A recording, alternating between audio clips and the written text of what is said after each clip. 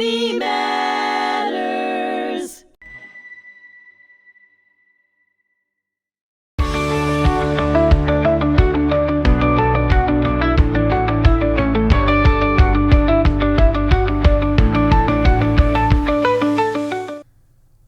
Hello, I'm Dr. Bernie Furshpan here at HMTV at HMTC. I'm the host of Ordinary Heroes, and today I have a very special guest from Great Neck, Long Island, the principal of Great Neck North High School, Daniel Holtzman. Welcome to the show. Thank you very much, Bernie. This is my first podcast here at HMTC. I'm getting the V's and C's all confused. Well, if it makes you feel better, it's my first as well. Okay, good. Well, this should be fun. You've been a principal at more than one high school? Yes. I've been at Great Neck North High School for 8 years, and I was a principal of Shoreham Wading River High School for almost 10 years. Oh, at Shoreham. Yeah. Well, that's all the way out east. Yeah, it's close. Actually, it's still about 50 or so miles. Yeah. How's your commute to Great Neck? It's long. Yeah, Yeah, I live in Sayville. It takes you have to leave very early? about 5:30 in the morning. Yeah. Oh, wow. That's early. Yeah. It's early. Do you enjoy what you do? I do. This is my 28th year in education. I started out as a social studies teacher in Smithtown, track coach, club advisors, things of that nature. And then after 8 years, decided I wanted to go to the admin route. Became assistant principal at William Floyd High School, and then went to Shoreham as an assistant principal, became principal, and now I've landed at Great Neck North for the past 8 years. What's the most satisfying thing being a principal? Yeah. Is it because you don't have anybody over you, or that you can do pretty much whatever you like? No, that's actually not how it works. That's not no, true. That's actually not true at all. I really think it's working with teachers, and it's working with kids, and it's being part of a team. It's being having so many roles, being a coach, being an educational partner, being a community partner, working with kids, shaping and influencing the future. As trite as that might sound, or as cliche as that might sound, it really is the truth. There's a lot of influences that exist in their lives, and to help them navigate that, I think that's really kind of become part of the role of schools now. I think it's much different than when we were in school. It was really about the academics, right. And now there's much more of a social emotional focus. There's much more of a of outreach and connection, and there's so many other influences like social media and technology and AI and things of that nature that we're all trying to navigate and understand. And I think that's helping them understand how to navigate that world. It's so much more complicated. It really is. Right? Isn't there a lot more pressure on students is. today than when we grew up? Yeah, for sure. I mean, when we went home, if you remember, when we went home, our day was over. The day didn't follow us. Now everything follows. They have to give, moment-to-moment updates. It's also not easy for an adult as well, because even emails and phone calls follow us. Yeah, the day of the work of a principal 20 years ago is nothing like it was as it is today. Not to say that they didn't have pressures of running a building and being responsible for students, but I think the expectations and the expectation of being on call and being accessible all the time. I think now that we have the cell phones and emails connected to us and text messaging and such, I think puts a greater strain on educators as a whole, and I think particularly leadership at both building and district levels for sure. You've been involved with an advocacy committee here at the Holocaust Museum to some degree, correct? Yeah. What is that about? So we recently started that. It's a recent initiative where I've asked leaders and teachers from several schools across Long Island. We have about 13 of them at this point involved. And ideally what it's about is connecting with HMTC to see what information, resources, guidance we can provide to help HMTC provide strong programming to schools.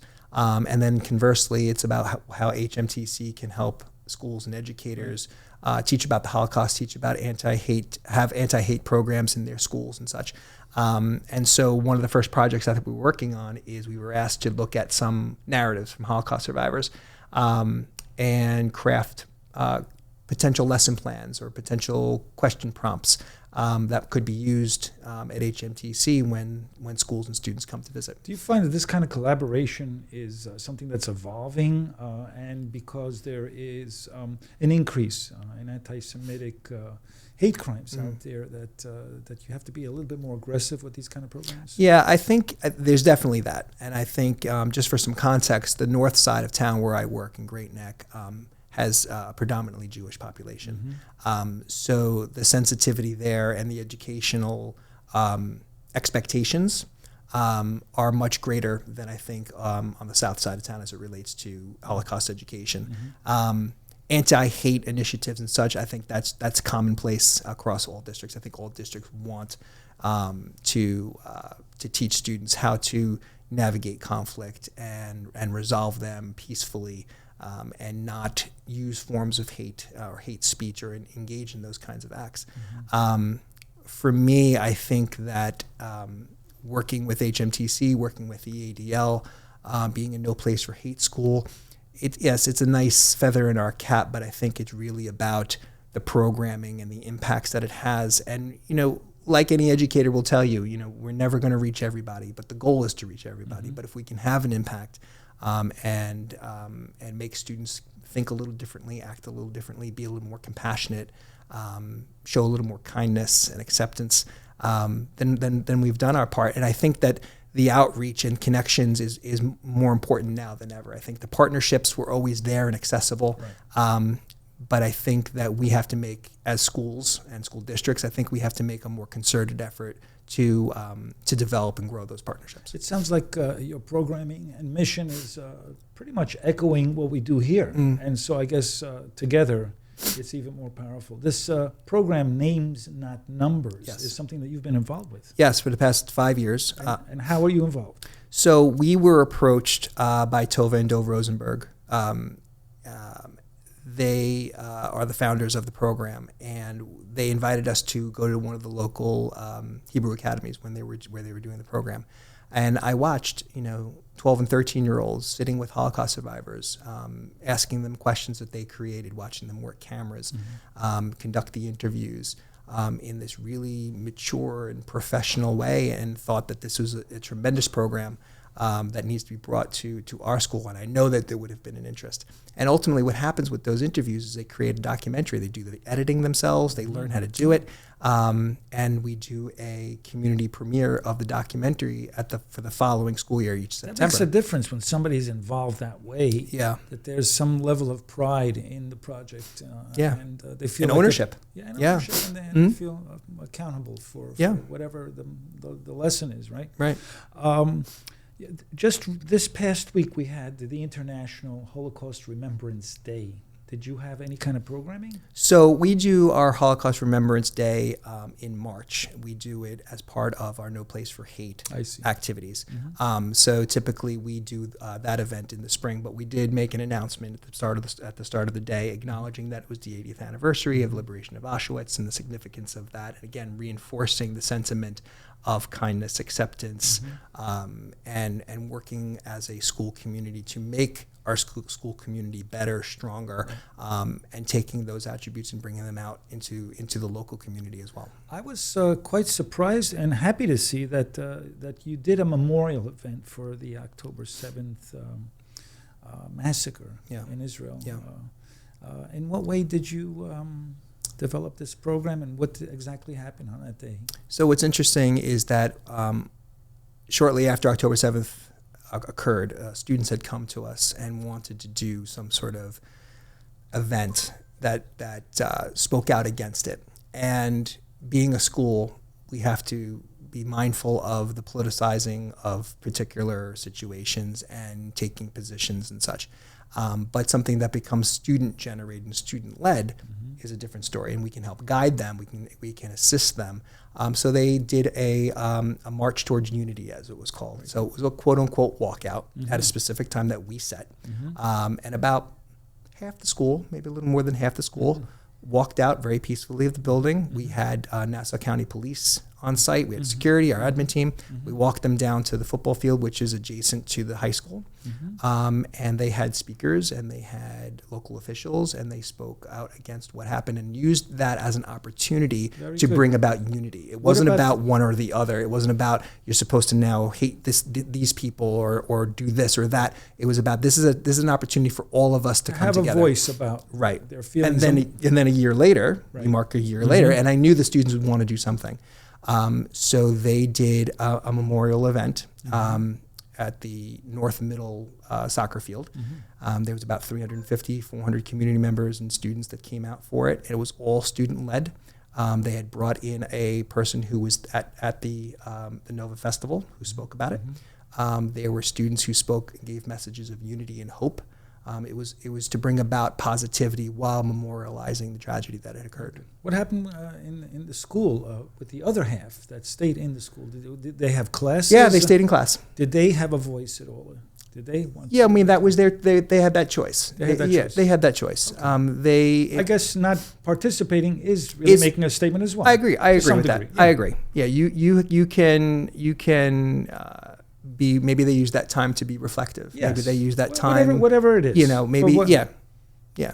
Did you go to the Nova exhibit? I did. I had the opportunity to. How did that make you feel?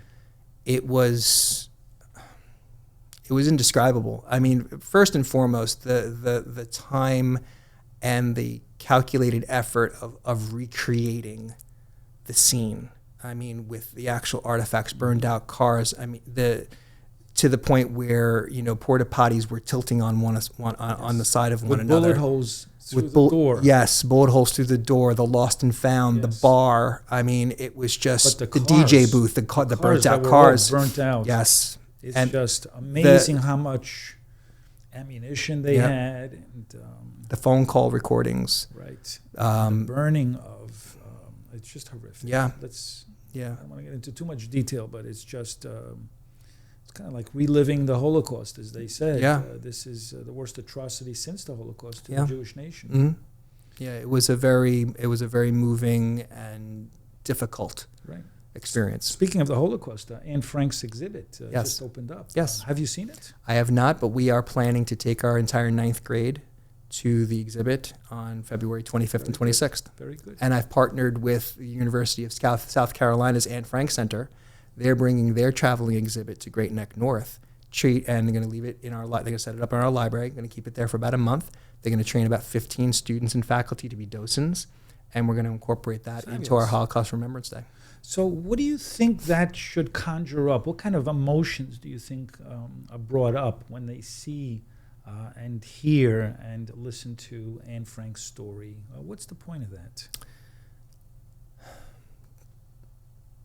To show some semblance of empathy and try to understand the impact that time had on so many people, so many countries, and they can relate to Anne. And they can relate the age. Yeah, There's a lot of things she says they feel. Yeah, I mean, thinking about what you do as a 14, 15-year-old on a day-to-day basis, and that there was nothing. There was nothing of that sort. You had a crack in the floor where you might be able to see outside for a little bit, but to lay dormant and just in the hopes that you were going to survive the following day, it's impossible to reconcile that.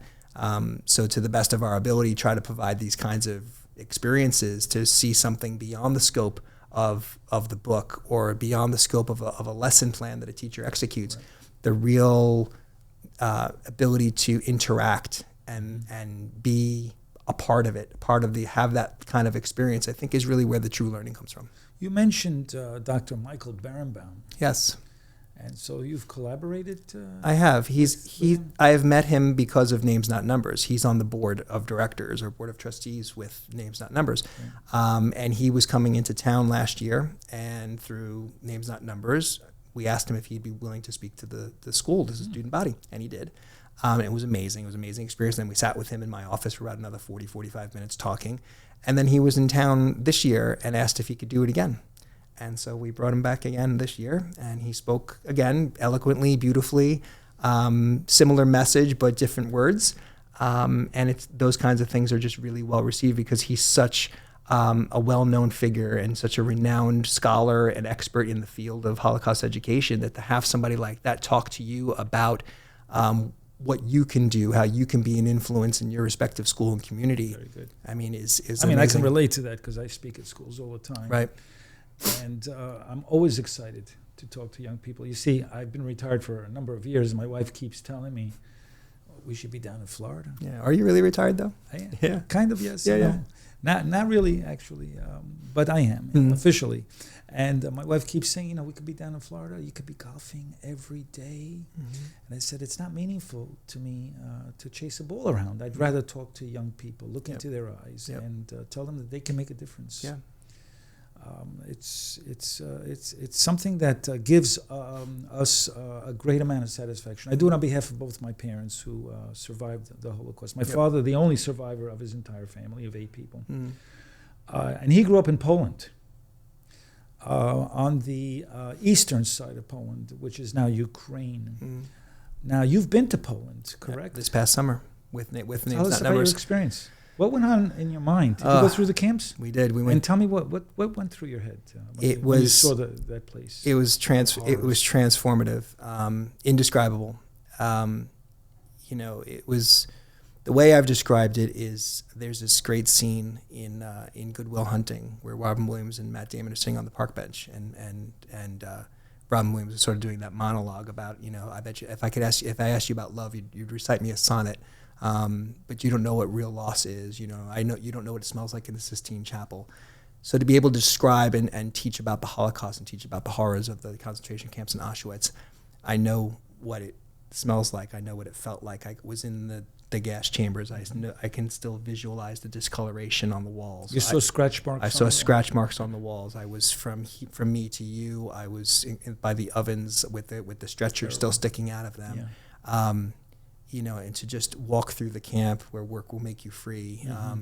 That was just one of the places that we had gone, but it was certainly, and we went to Birkenau as well, and walked up to the ruins of the crematoriums and watched and looked at the chimneys one after the other, where if they tried to destroy the evidence of the barracks and such, and there was still all the evidence that was left, and seeing the roof of the house of Zone of Interest, which is now becoming a museum. I didn't know if you know that.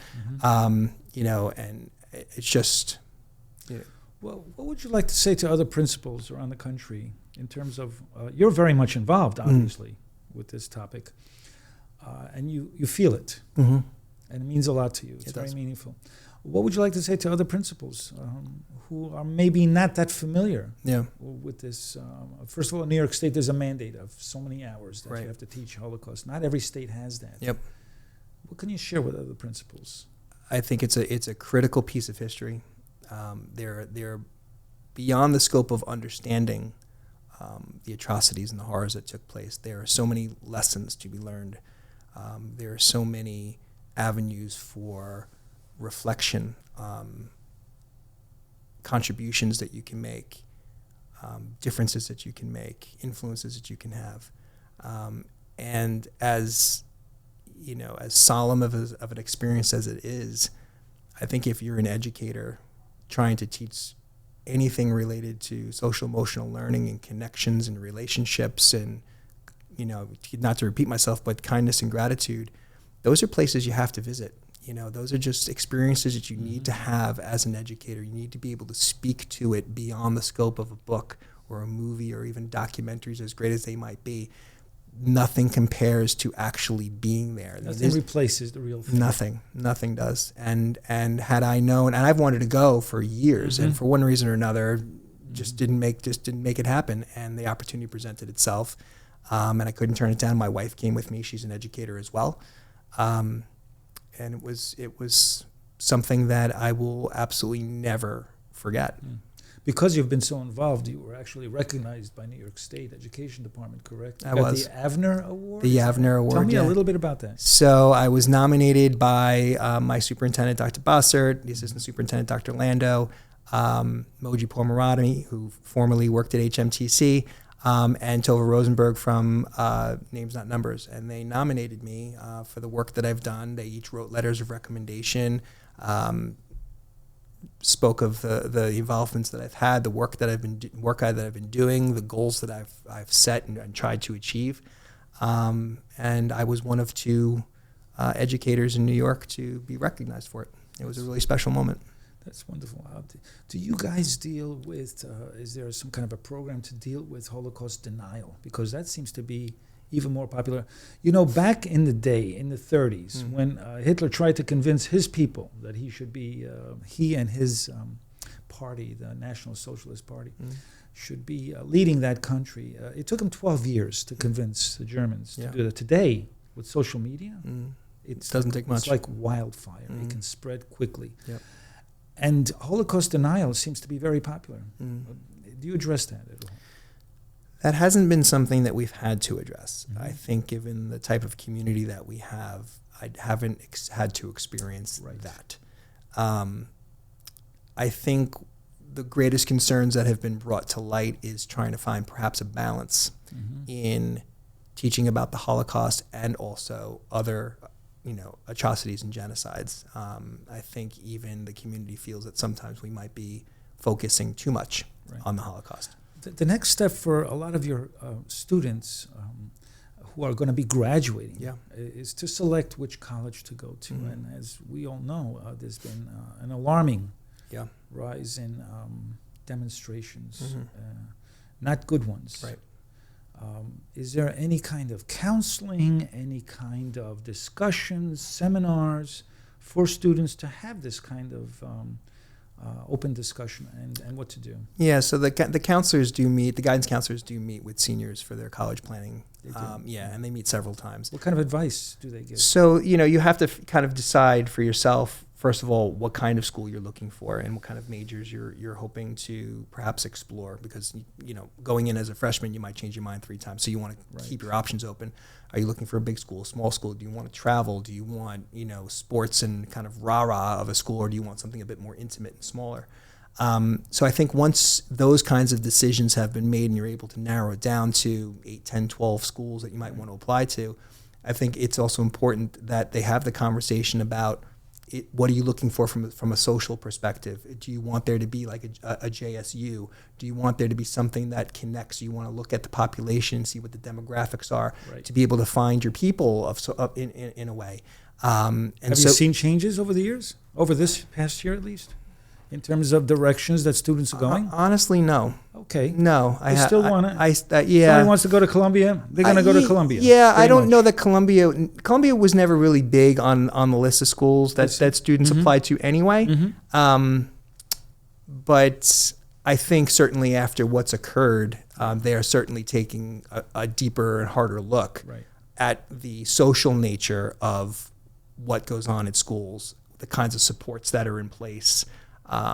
Because I think they understand that the walls outside of Great Neck are not as protected, and not as perhaps as quote unquote safe as they are in Great Neck or even within the scope of the school.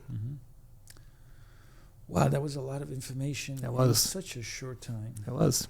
I really appreciate you did good. You did good. I did okay. You did all right for the first time. Okay, yeah. You did pretty good too. Thanks very much. Yourself. Yeah. We can scratch that. We can scratch off the list. That's right. That's right.